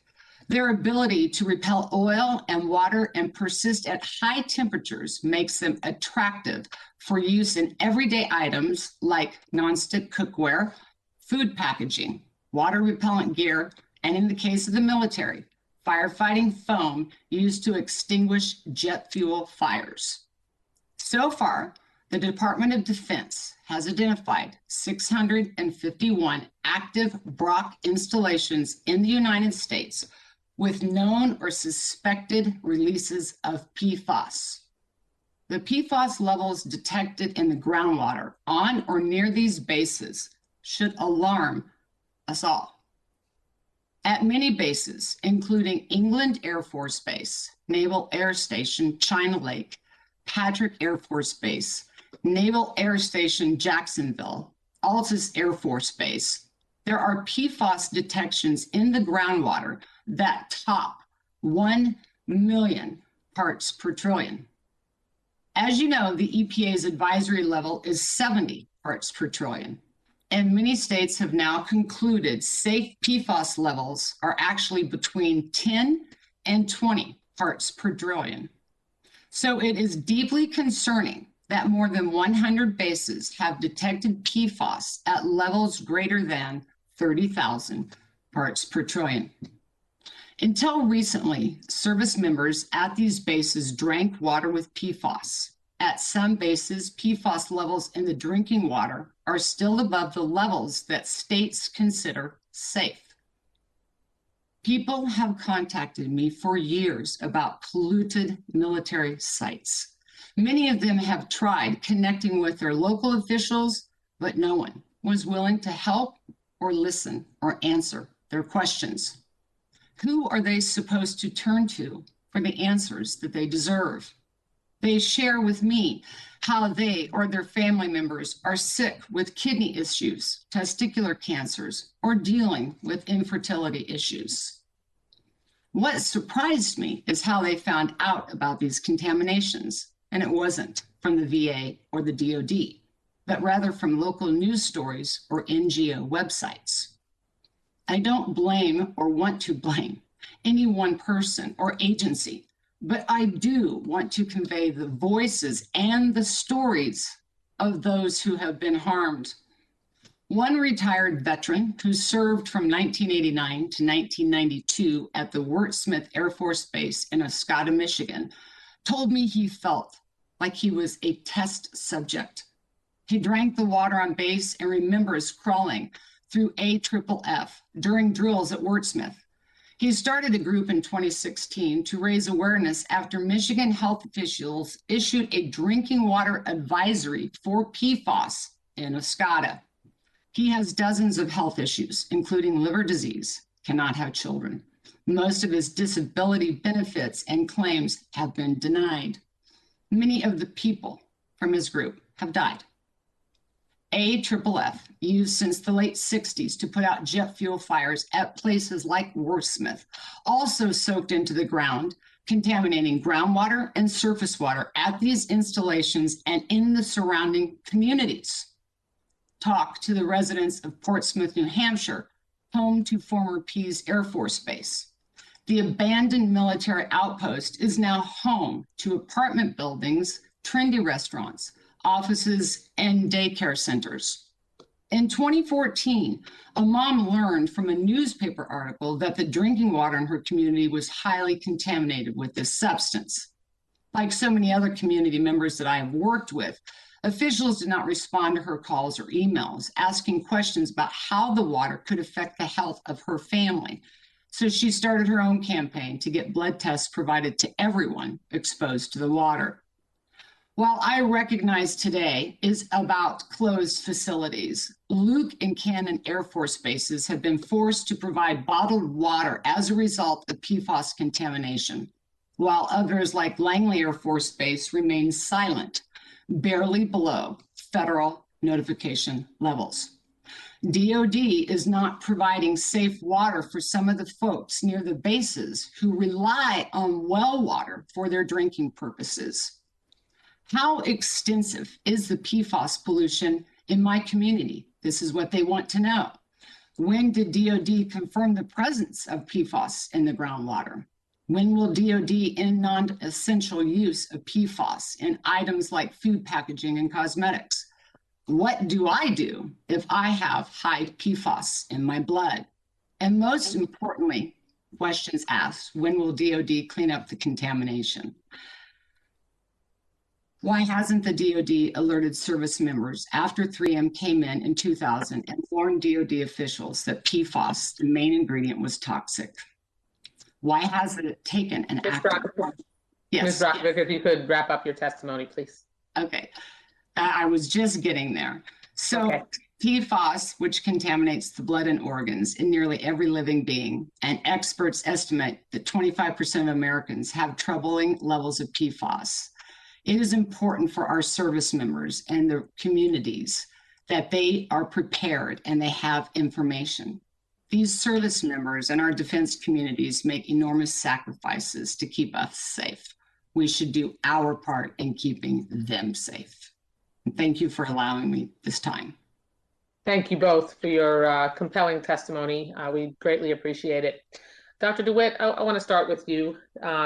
Could you explain to us the historical timeline of PFAS research? When were the first warning signs, and how long were they swept under the rug by major industries or ignored by government agencies? Thank you for that question, Madam Chairwoman. The toxicological information of PFAS were studied by some of the companies that made these compounds. And to our knowledge, some of the earliest reports of toxicity emerged in the 50s and 60s. These were studies done with primates, demonstrating actually effects on the immune system. But these didn't really emerge in the literature that I had access to as a scientist until about the 1980s. And even then, there were just trickles of information. It really wasn't until the 1990s or 2000s that we started seeing copious amounts of information about the toxicity of PFAS. So the information was kept under the rug for decades.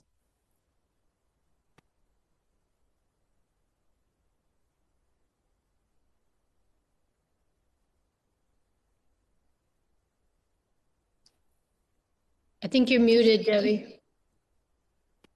You know, the computers just mute you randomly. Sorry about that. Can you give us examples, Dr. DeWitt, of effective ways of permanently cleaning up contamination in the environment?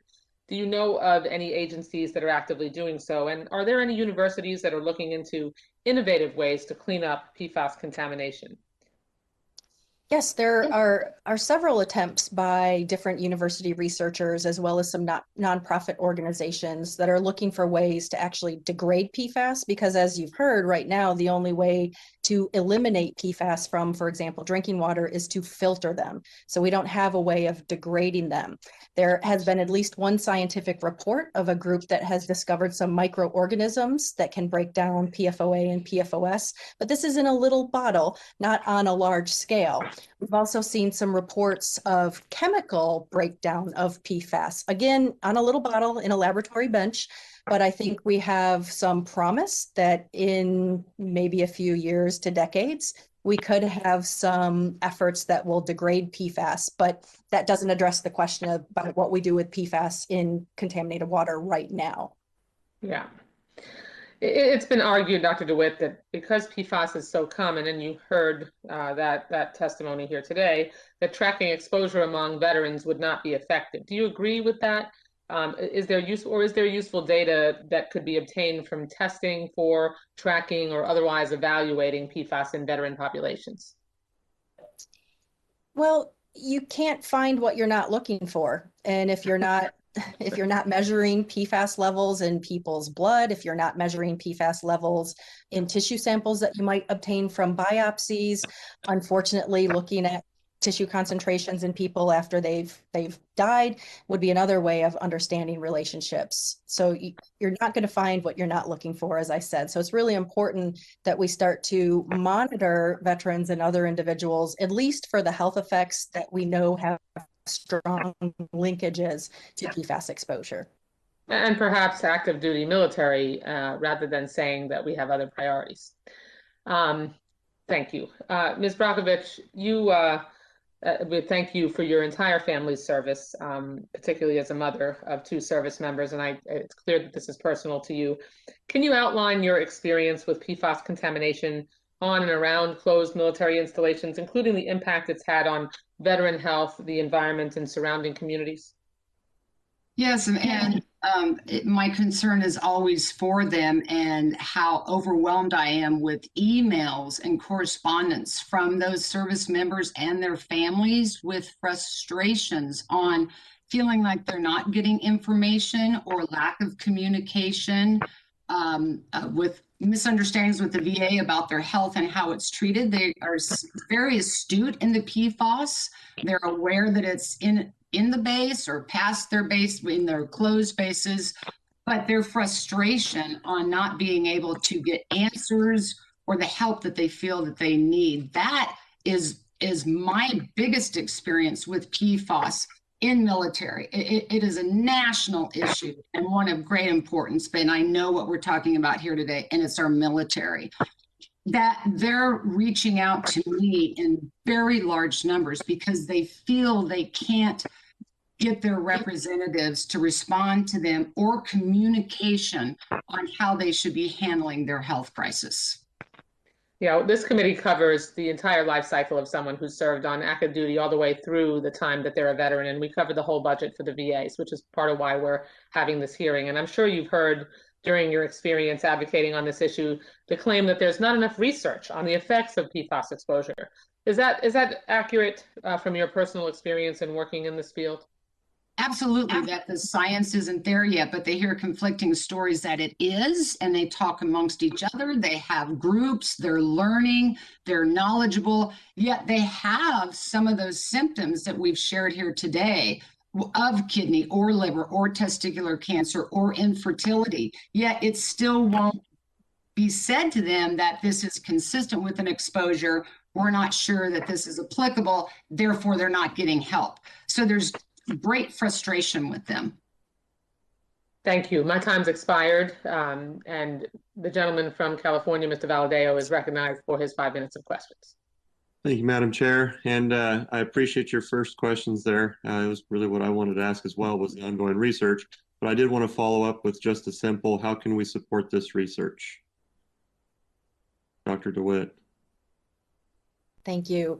Well, I'm a scientific researcher at an academic institution, so funding for toxicological research and epidemiological research is always going to accelerate information that we're able to develop, but also funding nonprofit organizations and research at the DoD to see what we can do about finding ways of degrading PFAS and not just filtering them. Thank you for that question. No, I appreciate that. And then personal protection. If an individual or family finds out that a drinking water contains PFAS above EPA standards, what should they do to protect themselves besides switching to bottled water? Is there treatment systems that work well, like RO systems or others? Have you seen anything specific out there that we should be telling our constituents to look towards? So there's a really great group of researchers from North Carolina State University and Duke University who recently published a study of point of use filters that people can put into their homes. And they found that reverse osmosis filters really did a great job of filtering out most PFAS, including the legacy PFAS and the ones that are the replacements, the shorter chains. Unfortunately, for many people, especially those associated with military communities, these are cost prohibitive. So we would need some sort of grants or other assistance for people to get these point of use filters into their homes. There also are whole home filters available, but those are likely cost prohibitive, except for a very few individuals. All right, and to follow up with that, when it comes to citywide, when you get into some of our communities, and my communities tend to range from 10 to 15,000 as high as 60,000 folks in a city. Have you seen any projects or any products that would work well, or any cities that I can look to for direction on how best to handle PFAS in their water systems? So here in North Carolina, we have a water system that's been contaminated with PFAS, mostly from an industrial facility. One community decided to install a granular activated carbon filter, again, which is just filtering out the PFAS. And this, I think, will be contributing water to about 250,000 people. Just across the river, another facility has decided to institute a reverse osmosis system. And again, that's just filtering out the water. One is more expensive than the other, and ultimately these costs will get handed down to the ratepayers. So the polluter isn't paying, but those who need clean water are the ones paying for these systems. All right. Well, that's all I've got. So I appreciate your time today, and I yield back the rest of my time. Thank you, Mr. Valadeo. Ms. Pingree, you're recognized for your 5 minutes of questions. Thank you. Thank you, both of you, for your testimony and for the work you've been doing on this really challenging topic. Dr. DeWitt, you know, we heard from the military, and we know this, that this process of evaluating where the PFAS contamination is at either BRAC bases or existing bases is excruciatingly slow. We were told they wouldn't even have a sense of all the bases or BRAC bases that could be contaminated till 2023. Then they have to start the cleanup. Can you just speculate on the health consequences of something like this that we know is a health challenge taking that long? I don't understand really why it would take that long. Here in North Carolina, we have a network that was established by our state government to evaluate all of the water sources here in North Carolina, at least in public systems and some wells. And it's taken only a couple of years to do that surveillance. And this was for a much longer list of PFAS than what are on some of the current methods. Every day that somebody drinks PFAS, they're going to take more into their body. And as you've heard, it takes a tremendously long period of time for those PFAS to get eliminated from our body. Some can take up to 8 years. I've heard reports of some of the newer PFAS being in our bodies for 20 years before half is eliminated. And so every little bit of exposure is going to build up that concentration inside of our bodies. So we really can't delay. So that's a good point, that if North Carolina has assessed their entire state and other kinds of facilities, not just military facilities, this really shouldn't have to take so long, particularly since committees like this have been offering the resources to make it possible. Is that true? Yes, I would think so. And this was done mostly by academic researchers. So teams of students and professors doing lots of amazing work to collect water and evaluate various PFAS in these water sources. Thanks. Ms. Brockovich, thank you so much for the work that you've done. and are continuing to do. You mentioned that you hear a lot of concerns from members of the military or veterans who contact you, I think looking for more information or support. If we were to turn it around and say to the VA or Department of Defense, here's what you should be providing, here's the level of transparency, or here's the information people really want, what would you say that they should be putting out there? One, having an effective communication strategy between whether it be DOD or the VA and the military servicemen and women and their families. Their first concern is, are they still being exposed today? If they are, how they're getting safe water. As we've discussed, what type of filtrations, that gives them some assurance. But most importantly, I know that information goes out via email and stuff, but it's like they really need a person to connect to and that they can talk with, and so that they feel that they're being heard. And that just adds to the compound and their angst of, we're not getting questions and answers. They're concerned about themselves, their spouses, their children. Are they getting safe water at that moment? How do they get it? And just not being put off.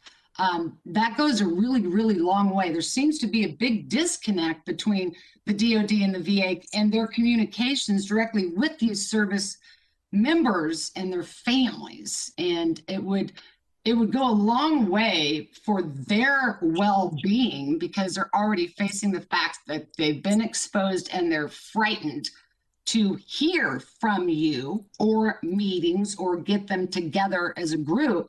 What is happening? So there's a breakdown in communication, and I think it is critical that that happen. Thank you. It seems like the least that could be done is to provide people with the information about health impacts they may be experiencing at the moment in time, particularly for those who are serving our country or have served our country. One more question, I'm running out of time, but quickly, Dr. DeWitt, I think the chair really tried to allude to this, and the thing that we heard from the VA from the sort of health side was that if there was a way to test someone when they, say, for instance, came into the military, and then, after they were out of the military or at some point, to see what that exposure was because of this idea that you could have high levels already. Is that even a practical idea to determine, how much people could be impacted during their time in service? Oh, I think so. These are long-lived chemicals, and we have some really smart chemists who are developing some fingerprinting approaches. So you could look at somebody's PFAS before they enter the military in their blood and say, oh, it looks like these are the ones found mostly in food or in textiles. And then after their service, you could go, oh yes, this profile is clearly indicative of a FFF exposure. So we're developing ways that may make that very feasible. Thank you. Thanks again for your work. Appreciate it. I yield back, Madam Chair.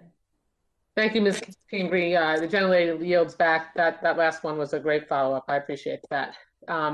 Okay, Mr. Rutherford, you're recognized for 5 minutes of questions. Thank you, Madam Chair. And Dr. DeWitt, I want to kind of continue down this road Congresswoman Pingree was going. And that is when I see your statement and realize that PFAS is in 10,000 compounds, and it's in things like nonstick pans, and I think I heard that when nonstick pans first came out, actually, that there were cancer-causing elements in that, and that's back when you could scrape it and it would come off. I think they've done a better job of that now. But then even you mentioned, I think, permanent press clothing and those sorts of things where this chemical, some of these compounds are being used. Where does, when we look at the EPA standards, I'm shocked when I see 70 parts per trillion level. That's the current EPA standard, is that right? Or is that just for this AFFF compound? So the current EPA Lifetime Health Advisory, which remember isn't a standard, it has no regulatory teeth, is 70 parts per trillion in drinking water, and it's just for 2 individual PFAS. perfluorooctanoic acid, or PFOA, and perfluorooctane sulfonic acid, or PFOS. Okay, and the recommendation that it should be 10 to 20 parts per trillion, is that more in line with where you think it should be, and where did that number come from? So my line of thinking is that these are synthetic industrial compounds that really the acceptable level should be 0. We shouldn't have any of these compounds in our water, in our air, in our food, in our bodies. But some states have taken an approach by using data from the immune system, for example, because it's a sensitive system that's affected by PFAS, and have come up with maximum contaminant levels for drinking water of anywhere from about 8 to 13 or so parts per trillion. Right. So now you mentioned that they can tell the difference between AFFF, PFAS contamination, and whether it's coming from some other industrial source. I guess my question is, if I take my tap water at my house and have it tested, can they give me PFAS information on what's in my water? And how expensive is that? And can people do that? Are there labs out there that do those tests for citizens?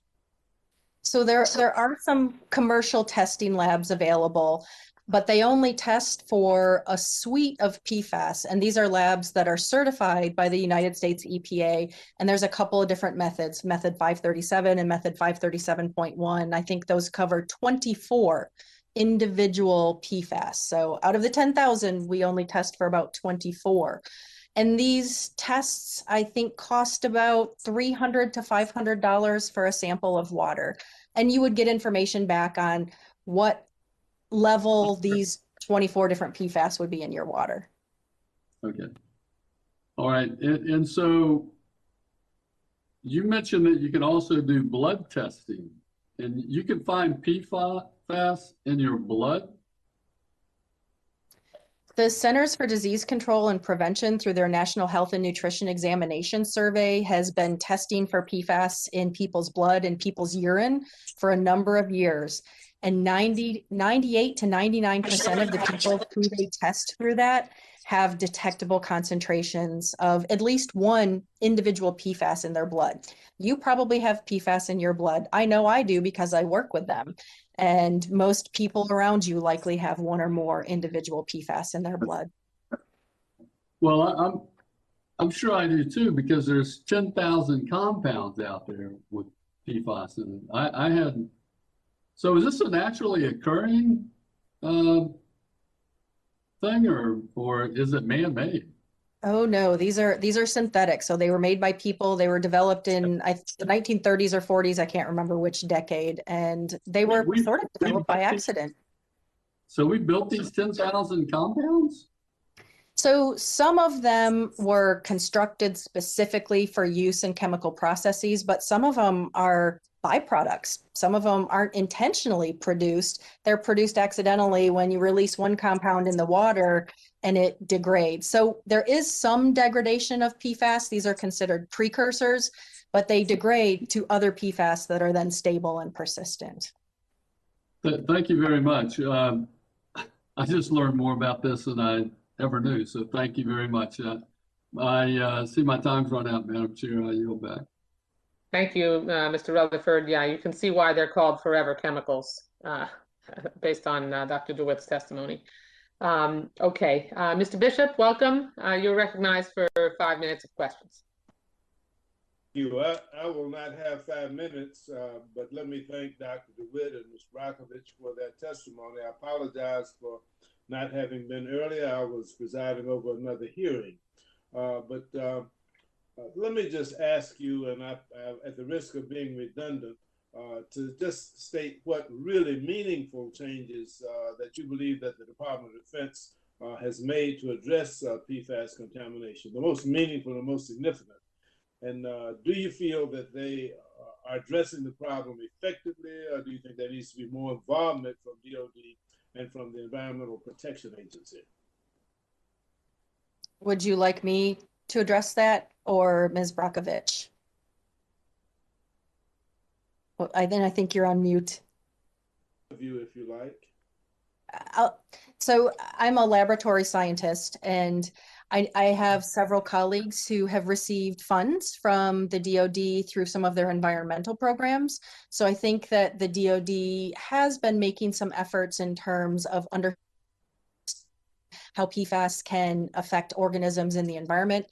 But I haven't seen that type of funding from the DoD, at least from the scientific realm, to ask questions about effects of PFAS on the health of military personnel, both active duty and veterans.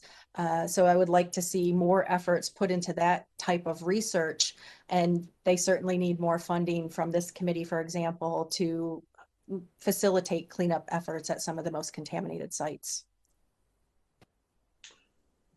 Thank you. I will respond there and interject. Hearing from the servicemen and women, there has been some action taken. It's been slow, it's been delayed, and it's a situation that's getting way ahead of the DoD and the VA. So I would share with you that service members would feel that quicker responses are going to be needed. That it has been slow and delayed, and concerns that it's getting ahead of them. Thank you both for your candid comments there. And with that, I will yield back my time, Madam Chair. Thank you, Mr. Bishop. I'm not sure if the other members have any additional questions. I have one, so I'm going to ask that, and then happy to recognize any of the other members who are remaining on the meeting. Ms. Brakovich, I want to ask you about the role that PFAS suppliers like 3M have played in this story. The Oversight Committee, on which I also sit, has done a lot of investigatory work in this space, and what we found is disturbing. The testimony from 3M, DuPont, other companies really was about as opaque as it could be, and they made every effort not to answer questions, to deny, to deceive. So I'm curious to learn about what you've encountered with this history of cover-up and deception, and what do those who have been affected by PFAS think about this as far as what should be done? Well, I share with you, and I've seen the same cover-up, the fact that this has been known since the early 60s, that it was a cancer-causing compound in studies, and how it was concealed and kept from everybody. And where our delays in jumping in and stopping it before the horse got out of the barn, because that's exactly what's happened. It's going to be really hard for us to bring it back. It's extremely frustrating for the people. I mean, they were helpless. They were vulnerable. They had no idea what was coming. And just the sheer idea that something of this magnitude was covered up, and they have to suffer that fate with poor health and or diseases is, I almost don't have any words for it, and I don't know that they do. I think it is utter frustration, disappointment, sickening, fear, and delays and not getting responses just makes it that much worse. I have seen exactly what you have, and it's deplorable, and they are going to have to suffer the outcome. And it's deeply saddening for them. Thank you. Yeah, it is very troubling that we have had, I mean, we keep making reference to the 60s, that this has been known to be a toxic substance. That's my entire life, literally. I would imagine that it's yours as well. So Yes. I mean, to have gone through this amount of deception and stonewalling and opacity, and now to have the foot dragging that is going on in terms of making sure that we can get our own government agencies to take this seriously, to engage in aggressive cleanup is very, it's more than frustrating. It's dangerous. And every year that we take to not aggressively get this stuff cleaned up and cease its use is another year that we are exposing, no matter what, where else. I don't really care where else they get that people get exposed. I know I'm, as chair of this subcommittee, responsible for making sure that we can provide the funding to at least address the exposure that results from their military service and from making sure that the VA can take care of the healthcare problems that result from that exposure. That's our job on this subcommittee. And you know, I certainly would be actually a great idea to track the level of exposure in the bloodstream of a person who enters military service, and then, you know, as they proceed through their life cycle as a member of the military on into their status as a veteran. And then at the end of their military service, see where they are. Because then you, by process of elimination and subtraction, you could really determine how much more exposure they'd had as a result of their service, or at least to some degree. So that's my goal, and so that's why this hearing has been more wide ranging than just being limited to, you know, how quickly are we getting the BRAC bases cleaned up, because it's a lot deeper than that, particularly because we're responsible for the health of our veterans. So I understand Mr. Valadeo does not have any additional questions. Mr. Bishop, do you? Don't, Madam Chair. Okay, all right. Well, that concludes this morning's, this afternoon's hearing. I want to thank our witnesses for participating today. We look forward to continuing to work with you, and thank you for making time, both of you, to contribute to this body of work that we are reviewing. And with that, the subcommittee stands adjourned. Thank you.